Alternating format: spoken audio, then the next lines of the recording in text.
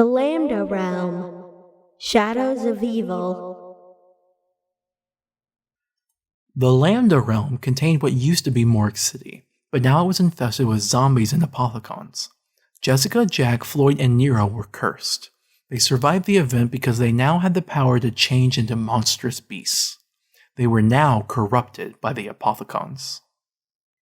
You bear the mark. You are cursed. You must place your hand upon the stone.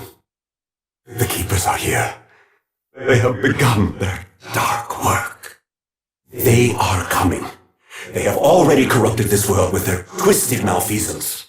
You are chosen. You are marked. You are cursed. Only by invoking the beast can you find the items you need. You must explore the unexplored. Your world, as it was, is still here, shifted slightly, wrenched from its rightful place. Many of the souls who inhabited it have succumbed to the darkness. They are echoes of themselves, trapped in a fractured shadow of reality. We must hurry! The keepers seek to hasten the collapse of the dimensions. You have blood on your hands. It cannot be cleansed. Your sins have allowed others to tear their way into your world. Only another sacrifice will sate their appetite. The four of them, the cursed, were contacted by the ancient evil, now known as the Shadowman. He lied to them, telling them that if they followed his directions, they could be redeemed and returned to their reality. He told them that the keepers were responsible for their situation, and they believed him. They survived against the zombies in the Battle of Shadows of Evil, heeding the Shadowman's strange instructions. In addition to zombies, they also had to fight against apothecons, such as parasites, insanity elementals, and margwas. Each of the cursed had the ability to occasionally turn into beasts for short periods of time. Using the beast, they broke the magic seal on the crate that contained the summoning key. In your mortal hands, you now hold the summoning key. The summoning key is the most powerful artifact in this or any other dimension. You cannot imagine its power. Guard it with your life. Certain items from the past of the cursed were magically sealed by the keepers in other crates. Using the beast, they electrocuted a voltmeter that activated a crane, causing it to drop the crate containing the lawyer's pen. Keepers tried to stop them as they took the lawyer's pen to Nero's apartment, where a ritual altar had been set up. Here we go. The ritual has begun. The cursed placed the lawyer's pen and summoning key on the altar, beginning the ritual. The summoning key activated using the lawyer's pen to wrench Nero's lawyer from the Kappa realm into the LAMBDA realm. Keepers attacked the cursed as the summoning key shredded Nero's lawyer and absorbed his soul, leaving behind a gate worm. The worm must be taken to the sacred place. Only then will you have the means to repel the unearthly horde. 4 must be collected. Only then can we prevent the destruction of your world. They retrieved the gateworm and summoning key and sought out the next item. Using the beast, they broke the magic seal on the crate that contained the detective's badge. They took the detective's badge to the Ruby Rabbit, where another ritual altar was. The Ruby Rabbit. Each of you knows this place. What does it mean to you? Your sacrifice has been chosen. The cursed placed the detective's badge and summoning key on the altar, beginning the ritual, and the summoning key wrenched Jack's partner from the Kappa realm into the LAMBDA realm. Keepers attacked the cursed as the summoning key shredded Jack's partner and absorbed his soul, leaving behind a gateworm. They retrieved the gateworm and summoning key and sought out the next item. Using the beast, they broke the magic seal on the crate that contained the promoter's championship belt. They took the promoter's championship belt to the boxing gym, where another ritual altar was.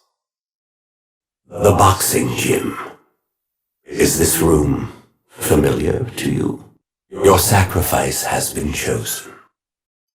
The cursed placed the promoter's championship belt and summoning key on the altar, beginning the ritual, and the summoning key wrenched Floyd's promoter from the Kappa realm into the LAMBDA realm. Keepers attacked the curse as the summoning key shredded Floyd's promoter and absorbed his soul, leaving behind a gateworm. They retrieved the gateworm and summoning key and sought out the next item. Using the beast, they broke the magic seal in the crate that contained the producer's hairpiece. They took the producer's hairpiece to the burlesque, where another ritual altar was. The burlesque. More than any other place in this city, your paths have crossed here. Your sacrifice has been chosen. The cursed placed the producer's hairpiece and summoning key on the altar, beginning the ritual, and the summoning key wrenched Jessica's producer from the Kappa realm into the LAMBDA realm. The keepers attacked the cursed as the summoning key shredded Jessica's producer and absorbed his soul, leaving behind a gateworm. After repeated uses of the LAMBDA realm's Lovecraftian version of the mystery box, the cursed obtained some tiny apothecons called Lil Arnie. When thrown, they grew to large sizes and were capable of killing many zombies for the cursed. After killing 100 zombies with Lil Arnie's, and after throwing Lil Arnie's at a hat in Nero's apartment, a bow tie in the boxing gym, and a cane in the Ruby Rabbit, the cursed threw a Lil Arnie at the altar in the burlesque. The Lil Arnie donned the hat, bow tie, and cane and performed a dance with the gateworms. Feeling fulfilled, the Lil Arnies became even more ruthless towards the zombies. Using the beast, the curse opened some rifts that led to a subway beneath Morgue City. Within the subway were ancient markings that opened to reveal a hidden chamber with another altar. They placed a gateworm on each of the 2 pedestals, which revealed 2 more pedestals where they placed the remaining 2 gateworms. Complete the ritual. The gateworm's energy must be released. They then began the ritual once more, and the keepers appeared in larger numbers trying to stop them. Your service to the overlords is appreciated. Our complete assimilation of this dimension will now proceed. Upon completing the ritual, the Shadowman revealed his identity as an agent of the Apothecons. The role of the cursed in the ritual of the gateworms initiated the assimilation and consumption of the LAMBDA realm, which would be followed by the Kappa realm. He tricked them into dooming their own world. However, they didn't give up trying to survive. They also noticed that a portal had been opened within the hidden chamber that functioned as a pack-a-punch. After fighting for a while, they managed to collect a Margwa heart, Xenomatter, and Margwa tentacle. They put them together, and the tissue coalesced into what was called an Apothecon servant. It identified itself on separate occasions as Kor Moroth, Lor Zarazor, Mar Astagua, and Narulaqua. It allowed them to make use of its deadly vortex blast in exchange for fulfilling its only desire to consume. In the subway, the curse found ruins with a cuneiform code on it. After searching around, they found clues to decoding the code on the outsides of the buildings around Morgue City. Using the beast, they shocked the symbols in the correct order, activating the walls to move, revealing the ancient keeper swords. However, the cursed were not fit to wield them, so they each collected an Apothecon egg that was near each sword. Around the city, there were 4 statues magically sealed within the crates, depicting tentacled monsters. Using the beast, they broke the crates, revealing the statues. Each of them placed their Apothecon egg on a statue. They then killed 10 zombies each, and the Apothecon egg absorbed their souls. They retrieved their Apothecon eggs, and each repeated the task until each of them had performed it at all 4 statues. They then placed the Apothecon eggs back in the ruins where the keeper swords were found, and the Apothecon eggs transferred their energy into the swords, corrupting them into Apothecon swords, which the cursed were capable of wielding. Each of them took one. When the cursed returned to the altars, they found ghostly keepers hovering over them. Each of the cursed went to their ritual location and approached the ghostly keeper there. The keepers gave each of the cursed an arc ovum. During the assimilation, 4 areas in the LAMBDA realm appeared to emanate red circles with symbols. The curse found that when they placed the arc ova on each spot, several Margwas suddenly attacked them. They repeated this until each of the curse had killed Margwas after placing the arc ova on all 4 spots. They took the charged arc ova to each of the keepers. Upon receiving the arc ova, each of the keepers used the arc ovum's energy to cleanse the Apothecon sword of Apothecon influence whilst adding their own magic. Once done, each of the keepers presented the now reborn swords to the cursed, who could now wield them, in the hopes they could put a stop to the Apothecons. Your efforts are as insignificant as your very existence. The Cursed found 3 fuses, which they placed in a fuse box in the subway, reactivating the Civil Protector system so they could call a Civil Protector to their aid to fight for them when they needed it. The Cursed also went to Nero's apartment to look at Nero's research on the Keepers, who levitated a particular book that gave them instructions on how to proceed. They retrieved a wispy flag from the subway area and ran away with the flag. They placed the flag down in a particular spot, charging it with energy. As they did so, the Shadowman sent Margwa's parasites and insanity elementals at them to destroy the flag and stop their plan. When those creatures failed to stop them, he appeared before them himself in an attempt to stop them, but they managed to fend him off. They repeated this tactic until the flag was charged twice within the areas at the 4 corners of Morgue City. They returned the flag to the hidden chamber, where the Keepers now slept above each gateworm. The Curse woke the 4 Keepers as the Shadowman tried to stop them. Upon waking, the Keepers attacked the Shadowman, breaking through his defenses. The Curse also began attacking him, pushing him back towards the altar. When he was above the altar, they began the ritual on him, using the summoning key to shred the body of the Shadowman and absorb his soul, leaving behind a massive gateworm. How could this be? This was not what was foretold in the prophecies. Wait! What are you doing? You are but mortals! Ah! The Cursed suddenly found themselves having difficulty surviving in their human forms. White mist and purple magic circles appeared across the LAMBDA realm. The Cursed found that they began to die unless they chased the white mist down. Unfortunately, Margwas began chasing them down. The purple areas also hurt the Cursed, but they found that they could now use the beast for much longer periods of time. The Keepers took the giant gateworm to the center of the city, hovering in the path of the train. 3 of the Cursed shocked the tracks as the 4th initiated the trains to move and shock the Keepers. The train smashed into the giant gateworm, pulverizing it and releasing its energy.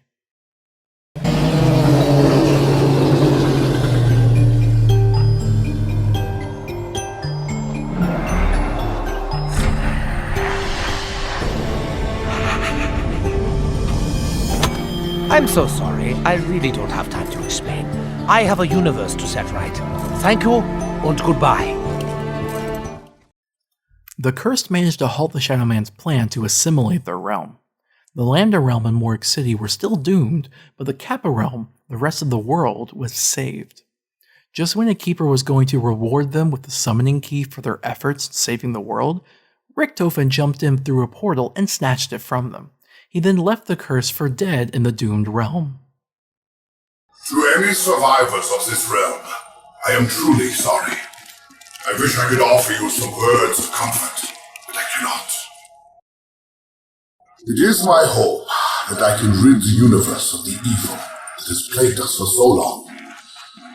But in my heart, I know many more dimensions will be lost forever as we continue our journey towards peace. Forgive me. The version of Maxis that was helping Richtofen apologized to the Cursed for leaving them to die. The Cursed survived for as long as they could. They even noticed that the Silver Protector had been upgraded with gold plating, but nevertheless, they died along with the rest of the LAMBDA realm. The Mu Realm. Dark Arena. The Mu realm was a small, dark area littered with bones of the dead that was created by a Keeper. The New Realm. A New History. The New Realm diverged from the Alpha Realm sometime in the 19th or 20th century. On September 1st, 1939, Germany invaded Poland, leading many countries to declare war, plunging the world into World War II.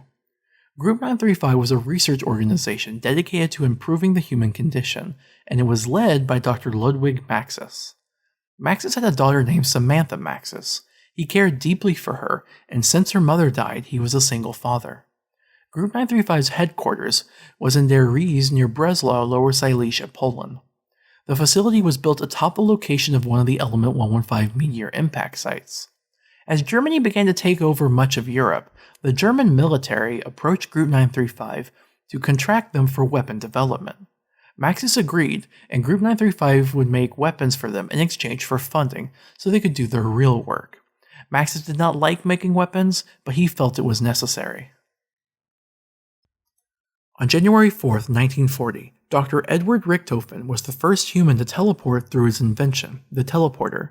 However, when he teleported, he did not end up in the receiving receptacle, but instead he found he was within a dark cave within the moon. He saw the ancient pyramid on the moon. Notably, the cave had oxygen within it, and it had machinery of a non-electrical sort. He also saw strange passages on the ceiling. Then he touched the pyramid. This pyramid had a direct connection with the ether. The Shadowman used this connection to whisper into Richtofen's mind. From that moment forward, Richtofen heard other voices in his head, as the Shadowman manipulated his actions throughout the rest of his life, unbeknownst to even Richtofen himself. He returned to v.III and began planning to undermine Maxis' work. When the teleporter experiments were underway, he purposefully underperformed at v.III so that Maxis' teleporters wouldn't work properly. Though our matter transference tests at the new site have been largely unsuccessful, the teleporter's malfunction has nonetheless yielded some interesting data. The fact that the test subjects departed their original point of origin is undeniable. What is uncertain is what became of them. Richtofen is insistent in his belief that they have been transported not through space, but through time. In the absence of empirical evidence, I myself cannot entertain such madness. I fear, Richtofen, irrationality may soon prove a liability to our endeavors. To alleviate any feelings of loneliness she might get, Maxis gave Samantha a dog and she named her Fluffy. Richtofen managed to get a backing of scientists that felt his direction was better for Group 935 than Maxis. In 1942, Richtofen established a Group 935 outpost on the remains of the castle der Eisendrache in the Austrian Alps. Richtofen and his supporters operated there, calling it by a code name, Eagle's Nest. Maxis and Samantha visited der Eisendrache rarely, and when Maxis did, Richtofen and his supporters put on a facade to hide their intentions. By this time at Eagle's Nest, Richtofen finished his teleporter, which he used to teleport to the moon and back as much as he wished. In doing so, he secretly organized a now complete workforce on his new base of operations on the moon, known as Griffin Station. Construction lasted about 2 years. When Griffin Station was finally completed in 1943, Richtofen announced to the rebellious Group 935 workers they were to work in Griffin Station from now on, and he revealed the pyramid, or as Richtofen called it, the Multi-Dimensional Pyramid Device, or MPD. He assigned Dr. Groff to be the leader of Griffin Station. Group 935 has defied all those who doubted our cause. Since the discovery of element 115, we have achieved so much.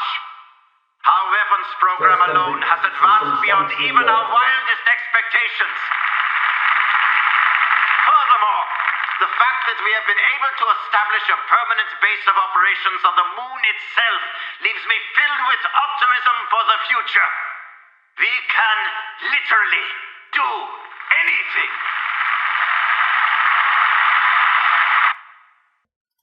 Richtofen's faction of Group 935 accelerated their research without Maxis holding them back.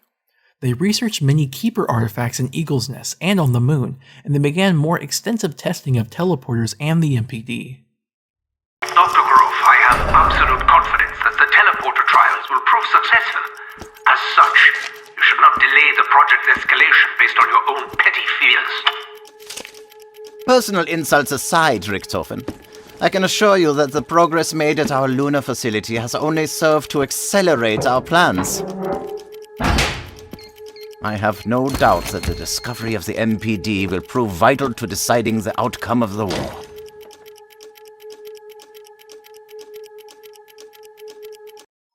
Group 935 acquired a new facility that functioned as a theater, showcase, and experimentation lab known as Kino der Toten.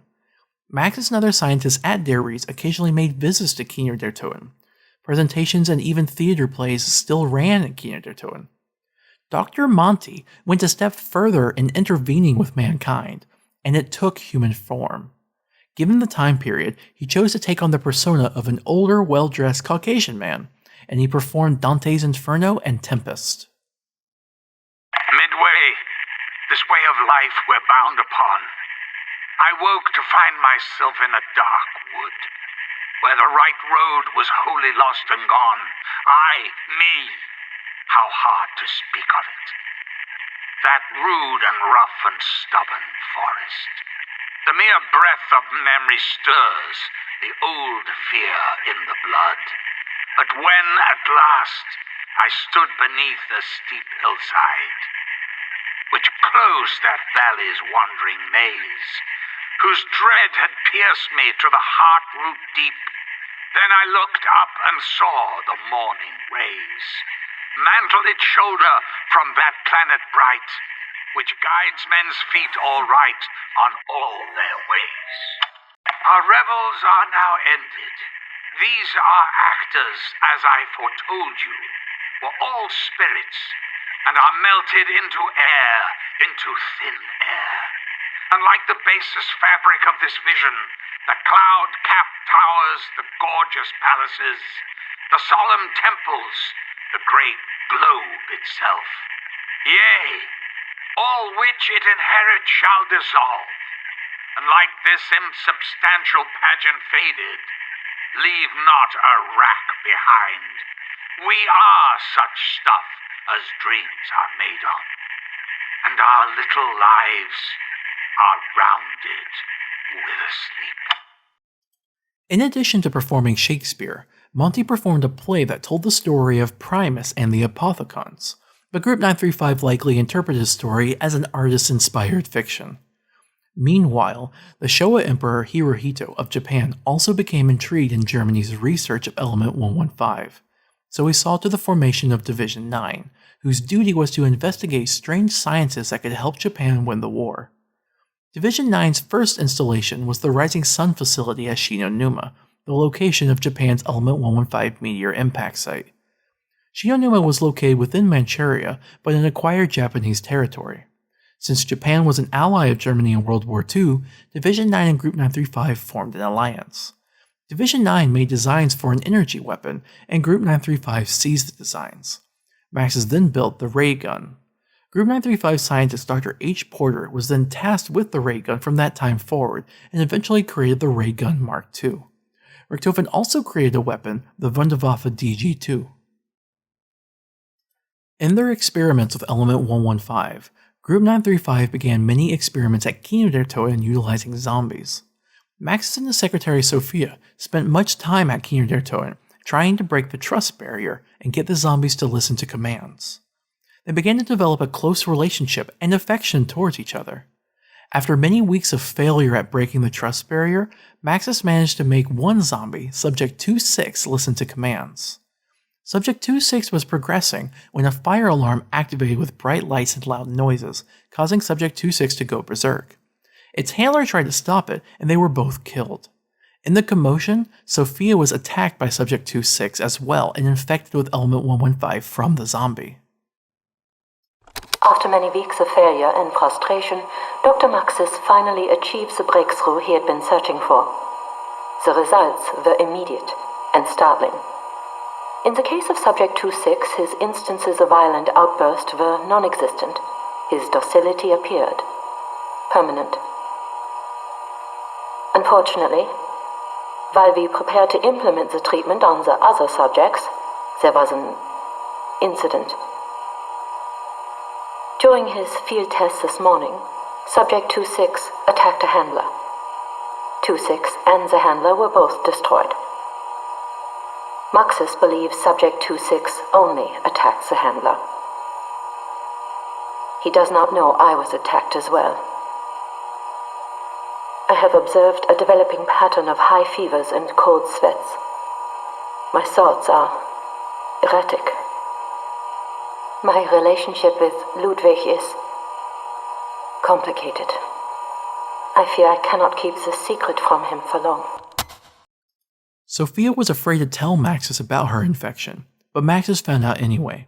He began a plan to save her the only way he knew how, which started with inviting her to see him and poisoning her tea. The break awakened programming coincided with the flashing lights and loud noises of the fire alarm in the test facility. One moment. What is it? You wanted to see me, Ludwig? Sophia, yes. Do come in. Sit down, my dear. Have some tea. Is everything all right? No, everything's fine. Drink your tea. I heard a nefarious rumor earlier regarding the field test with Subject 26. Are you feeling all right? Of course. Just strange, this rumor. May I see your arm? What? No. Why do you need to see my arm? Relax, Sophia. I would never hurt you. You know that, right? Of course, but... And you know I care deeply for you. Yes, but...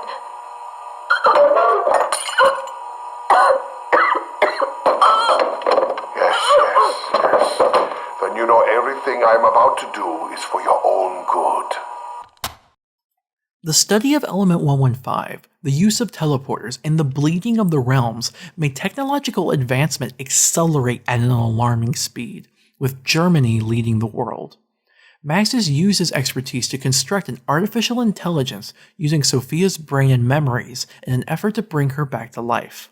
He called her the Strategic Operations Planning Heuristics Intelligence Analyzer, or Sophia. This is Dr. Ludwig Maxis, beginning preliminary trials for the Strategic Operations Planning Heuristic Intelligence Analyzer.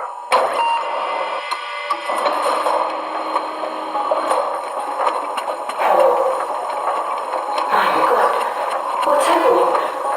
Ludwig? Dr. Maxis? Hello, Sophia. Where am I? It's so dark here. I can't see anything. That's all perfectly normal. How are you feeling? I feel nothing. What have you done to me? I saved you, Sophia. I saved you the only way I knew how. Oh, Maxis. What have you done? Group 935 acquired another location, the Wittenau Sanatorium, which was converted into a facility designed to test whether zombies could function as an armed force. The experiments were so gruesome that many scientists began calling it verrückt as a joke. Graf uncovered much information about the existence of the Keepers, their travels through the realms, and the existence of the other realms. By using the teleporters, they could leech objects from other realms. Meanwhile, the tests with Element 115 and Shino-Numa were underway, but the Emperor began to doubt the usefulness of the facility and cut their funding. The Rising Sun facility had started rationing gasoline for power. In this realm, the famous explorers Brock and Gary and the mysterious woman somehow came to be in the 1940s. Brock and Gary announced that they discovered the location of Shangri-La, and they set off in a plane to find it. However, weather in the skies began frequently becoming spatially unstable, and their plane went severely off course, and due to a freak weather accident they appeared over Shino-Numa, crashing into it. Brock and Gary didn't survive the crash, and zombies overran the Rising Sun facility very quickly. The Emperor didn't care for the loss of the Rising Sun facility at Shino-Numa, but he was very impressed at the speed of the zombie devastation. So they could better be prepared to unleash such an attack on the enemies of Japan, the Emperor approved the construction of a bigger and better facility for Division 9. Construction began on the island of Pompeii, which was now covered in Element 115. In the new realm, Group 935's contributions to World War II ensured that the war stalemated in 1945, as the Axis powers gained the upper hand. Later that year, construction of the island facility for Division 9 on the island of Pompeii was completed, and the island was renamed to Zetsubo no Shima. There, Division 9 expanded the scope of the experiments, focusing on zombie biology, as well as the biology of various animals, insects, and plants, and they began hybridization experiments. Takeo Misaki was the most famous war hero in Japan. He spoke publicly about the war effort and rallied support for the war, and he always proclaimed the utmost loyalty to the Emperor. However, he became so popular amongst the Japanese people that the Emperor began to fear that, if the people accepted a person such as he as a leader, then the people might decide that a divine emperor would not be needed to lead them.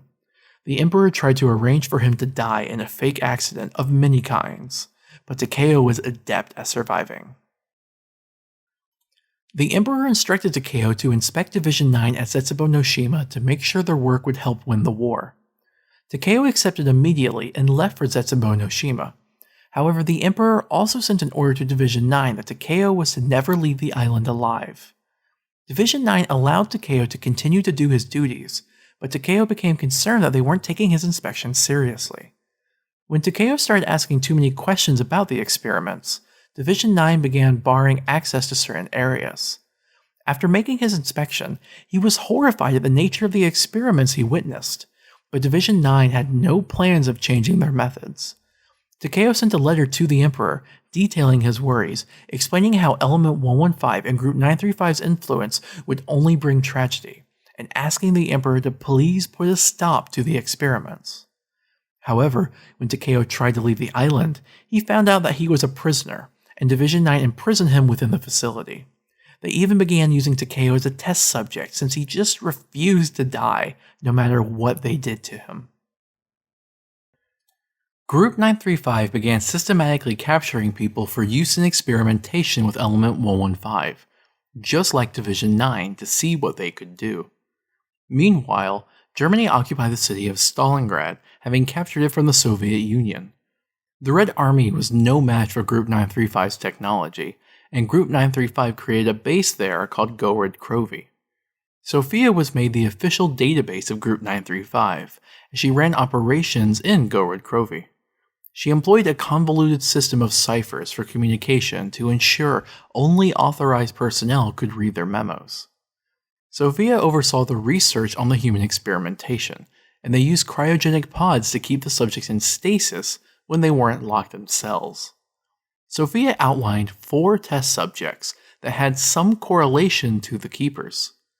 In addition, Sophia acquired blood samples from spatially unstable specimens from another realm, specifically the survivors from the Alpha realm.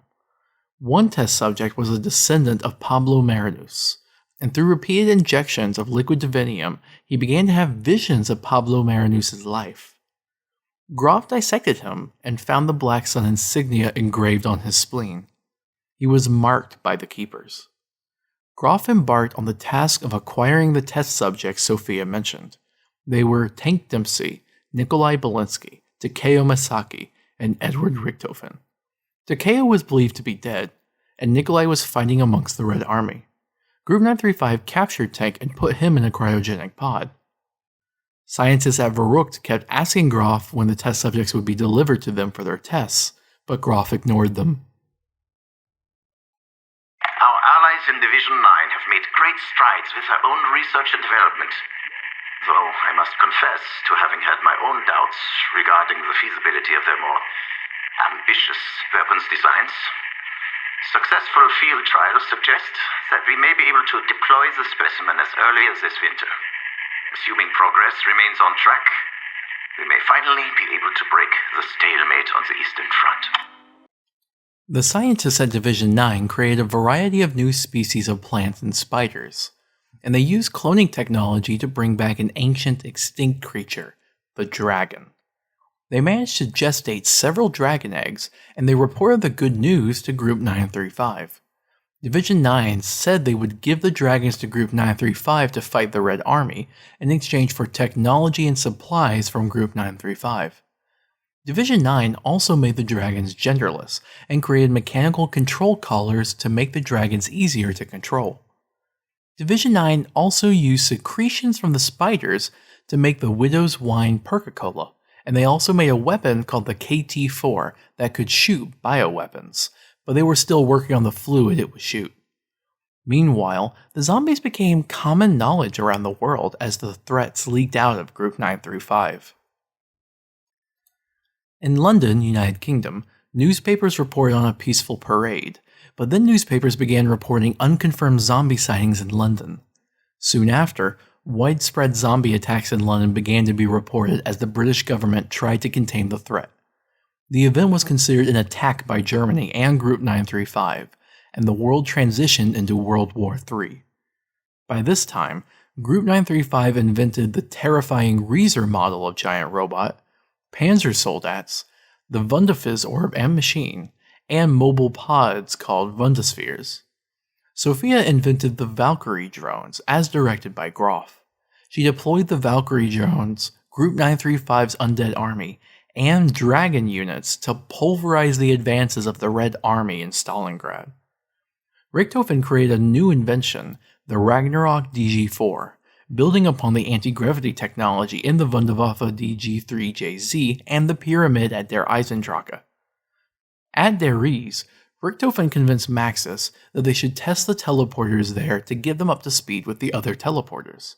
Maxis agreed, and they used Samantha's dog Fluffy as a test subject. A solar eclipse blocked the sun this day in October 1945. Directive Log 203.1. Now that the 115 contamination of the Red Army is complete, the Valkyrie drones have been programmed to probe the ruins of the city. They will find any resistance trains and attempt capture. As directed by Dr. Groff, I have updated Valkyrie 7 and 8 to penetrate enemy lines in an effort to secure any survivors for study. Regrettably, however, contact with Valkyrie 8 was lost after it engaged one of the targets. Directive Log 203.2. Specimen 33 is no longer responding to recall frequencies with 100% consistency. It is essential that this behavior is corrected before Dr. Groff's inspection of our forward hatchery next week. I have made several frequency adjustments that I believe may correct the undesired behaviors. Commencing test. Imprinting frequency modifications. What? Oh no. All personnel, evacuate the area. Beta Realm Richthofen, on his journey through the realms, obeyed the instructions of the Maxis he met, with the goal of making the universe right again. He traveled through many realms, trying repeatedly to solve things, but he failed every time. He teamed up with versions of Tank, Nikolai, and Takeo, but many times they died. After years of traveling, Maxis gave Richthofen the plan to work with the rest of the Beta Realm heroes. They reunited, although the rest of the heroes didn't understand just how much had happened since they left France. Having gone through this ordeal so many times, Richthofen didn't explain much of what was happening to them. Meanwhile, New Realm Richthofen was conducting the teleporter experiment with New Realm Maxis to see if Fluffy would teleport. Richthofen was ready to begin his plan to enact Operation Shield and kill Maxis. Fluffy disappeared from the teleporter and then reappeared in a ball of electricity as the first hound. Samantha came looking for Fluffy and saw what was happening.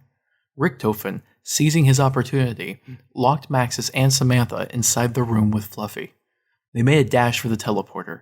However, instead of teleporting to another location in the New Realm, the teleporter sent them to another realm entirely. After New Realm Richthofen had done the deed, the heroes from the Beta Realm arrived to explain the situation to New Realm Richthofen.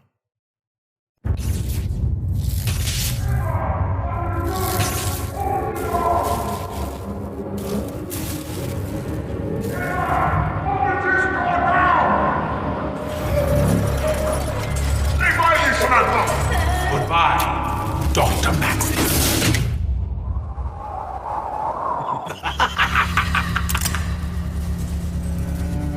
This ain't funny, Doc. Turn around. Slowly.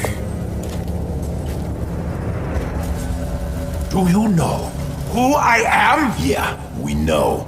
That's why you better do exactly what we say. A great evil approaches. There is a chain of events that must be set in motion. The future hangs by a thread. You must awaken the test subjects.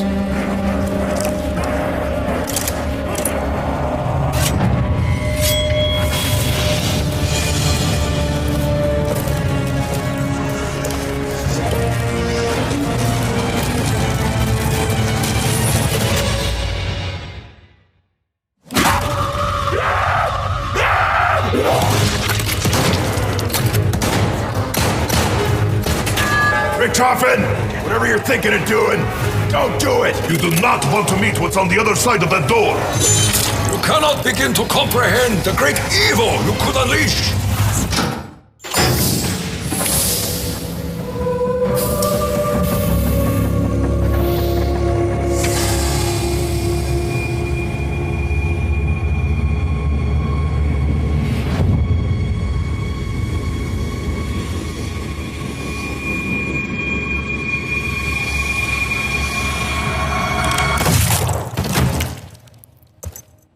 Damn it, Richthofen! I thought we were done with this! What can I say, Dempsey? Things change. Only a fool would dare to change history! I am no fool. What I do only to secure a better tomorrow. Yeah, well, let's see if we live to see it.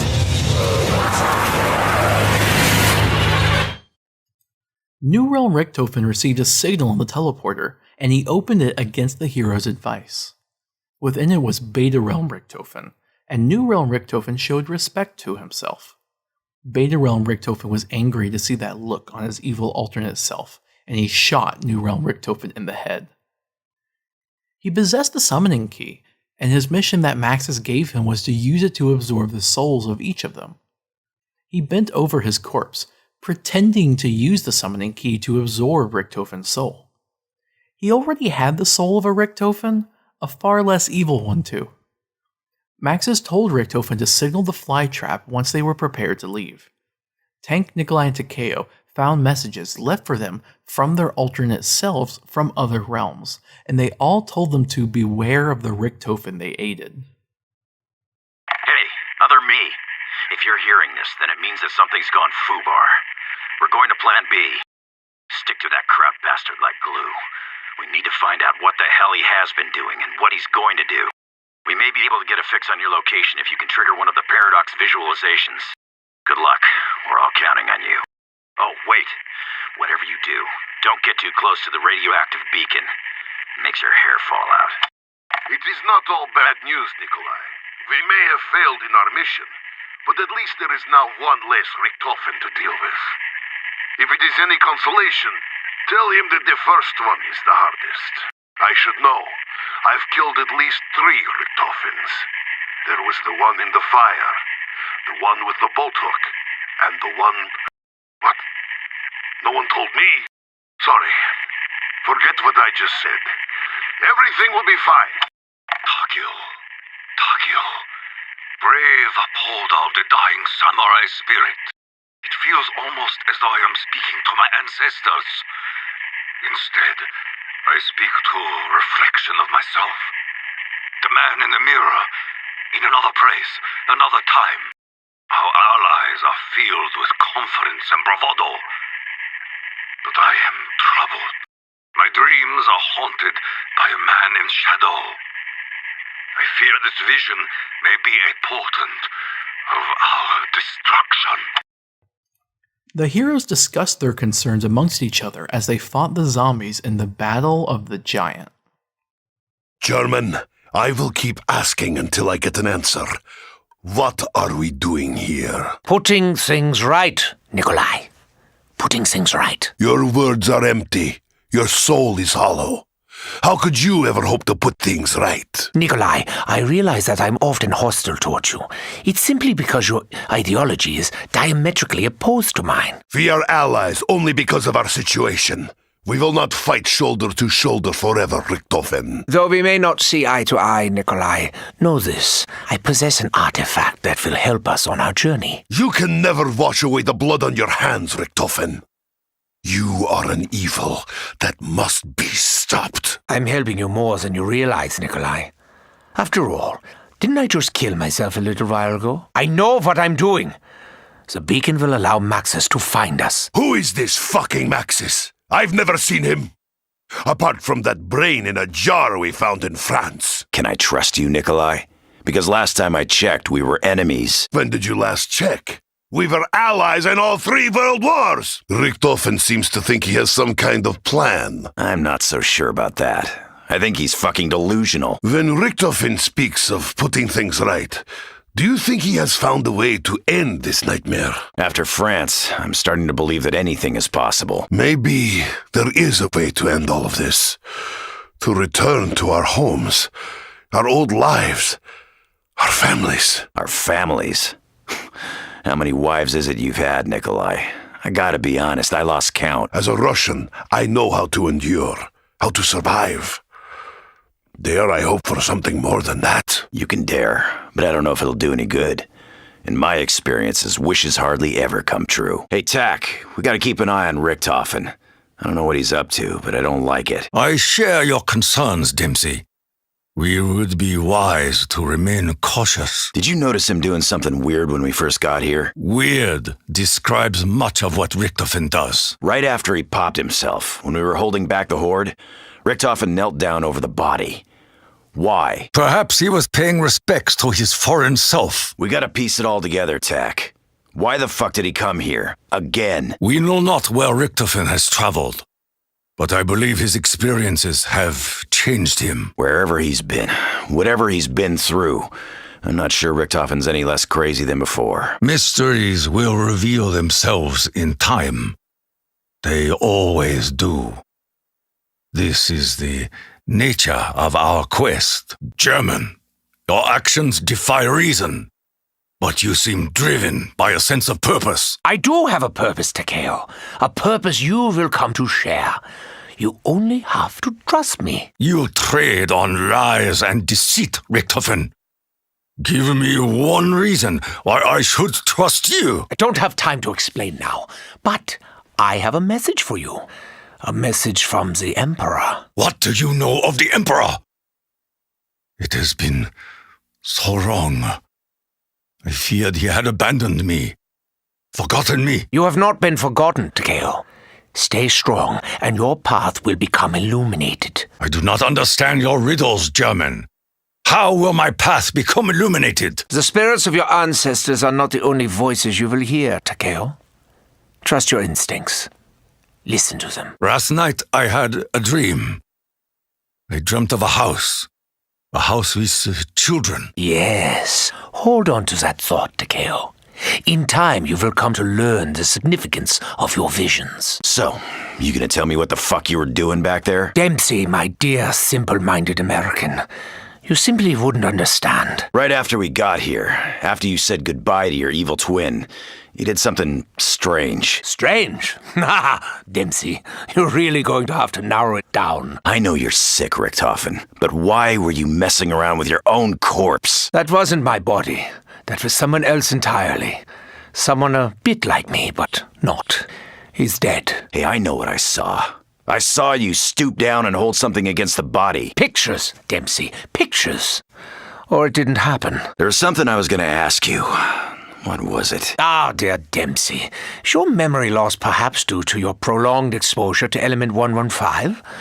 Or are you just one of the stupid Dempseys? Besides our thirst for battle, you and I have little in common, Nikolai. You are mistaken, Takeo. I have no thirst for battle. I fight because I have to. You have a great disdain for the German. Why does your hatred run so deep? Do I really need to explain that? I mean, really? Have you forgotten Richthofen's thirst for chaos? He is a monster, an animal. He is a troubled soul. I can see it in his eyes. But a monster? Huh, I think not. We know not of the journey Richthofen has taken. He may hold more wisdom than you realize. I fear any wisdom he holds will only be used to advance his own agendas. We will only survive if we all work together, Nikolai. You know this in your heart. Richthofen was the one who left us in the dark, Takeo. We have no idea what he has been doing. The heroes triggered the fly trap as a beacon, which let Maxis know they had killed New Realm Richthofen, and they were ready to go. Tank made sure to stand far enough away so he wouldn't lose his hair. Maxis opened a portal that took them away to another time and place, leaving DeRise in the ruins of its destruction. In the aftermath of DeRise, Group 935 lost both of its leading scientists. The task fell to Dr. Groff to pick up the pieces of Group 935, and he stepped up as the new leader of Group 935 out of necessity. Groff used to go back and forth between Eagle's Nest and Griffin Station, but being the leader, he now began to spend most of his time directing Group 935 from Griffin Station. He spent the next few weeks trying to keep Group 935 operational. Given that it is now over 2 weeks since contact was lost with Dr. Richtofen, along with the fact that all intel would appear to suggest that the Doris facility itself may have fallen to the enemy, I am forced to take drastic action. As of now, and for the foreseeable future, I have decided to assume full operational command of Group 935. All further tests involving the MPD are on hold until such times as we can guarantee the safety and security of all personnel currently based at Griffin Station. And so it pains me to say, we have to assume that Operation SHIELD is unlikely to succeed as originally planned. Groff scrambled to ensure the success of the test subjects. He knew Richtofen was probably dead. Tank was still in his pod, and so Groff ordered that Tank be retrieved and brought to Griffin Station for safekeeping. Members of Group 935 began to report strange occurrences with the MPD, claiming that it was interfering with the mind. Some even claimed to hear the voices of Maxis and his daughter. Meanwhile, Eagle's Nest succumbed to zombies, much like Darius, leaving Groff confined to Griffin Station. I have a very good memory. At least, that is what Richtofen has said on more than one occasion. Myself, I am not so sure. Recent events have led me to conclude that exposure to the MPD may in fact be corrupting and clouding our cognitive processes. Speaking to my own personal experiences, I am reminded that I had a dream about Maxis' daughter, Samantha. The child may have been a frequent visitor to Eagle's Nest, but the idea that she could be here on Griffin Station, the moon, defies explanation. It is essential that we re-establish contact with Eagle's Nest in order to fully understand our current predicament.